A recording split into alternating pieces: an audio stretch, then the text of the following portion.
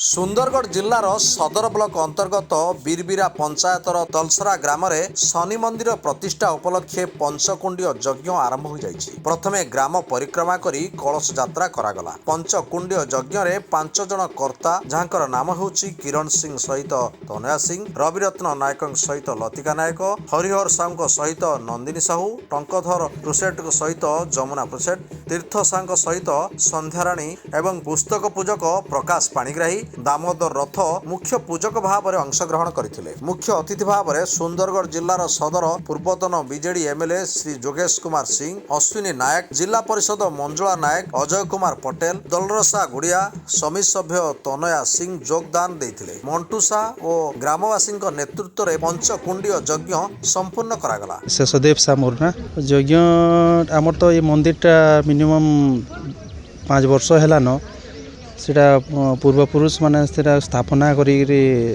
ଜର୍ଜରୀ ଅବସ୍ଥାରେ ମାନେ ପଡ଼ି ରହିଥିଲା।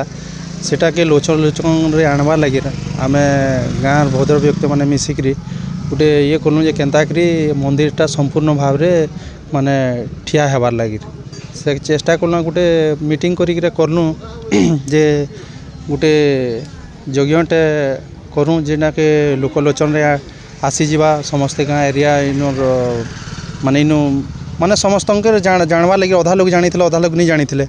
ଆଉ ରାଜନୈତିକ ନେତାମାନେ ବି ତାଙ୍କର ମାନେ ସେଟା ଜାଣି ନେଇଥିଲେ। ସେମାନକେ ଯଜ୍ଞ ହେବାର ସକାଶେ ସେମାନକେ ନିମନ୍ତ୍ରଣ କଲୁ।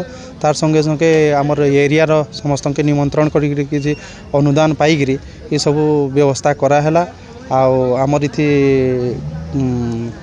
ଏମଏଲଏ କୁସୁମ ଟେଟେ ମହାଦୟ ଆମର 6 ଲକ୍ଷ ଟଙ୍କା ମାନେ ତାଙ୍କର ପାଣ୍ଠିନୁ ଦେଇଛନ୍।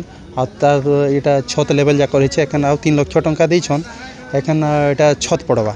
এই যজ্ঞ সরলা পরে এটাকে করা হবা। তারপরে ফের কমপ্লিট লাগিরে ফের তাকে কি সরকার বাহাদুর কে তাଙ୍କୁ ଆମେ ଟିକେ ଇଏ କରମୁ ବ୍ଲକ ଆଣୁ କିମ୍ବା କେନ୍ସି ନେତା ଆମର ଏମଏଲଏ ଏମପି ଫଣ୍ଡରୁ ସେଟାକେ କରାମୁ ଆଉ କମ୍ପ୍ଲିଟ୍ କରବା ଲାଗି ସେଟାକେ ଚେଷ୍ଟା କରୁଛୁ ଆମେ। ଆଉ ସେଟା ତ ଭଗବାନ ଉପରେ ନିର୍ଭର ଆଉ।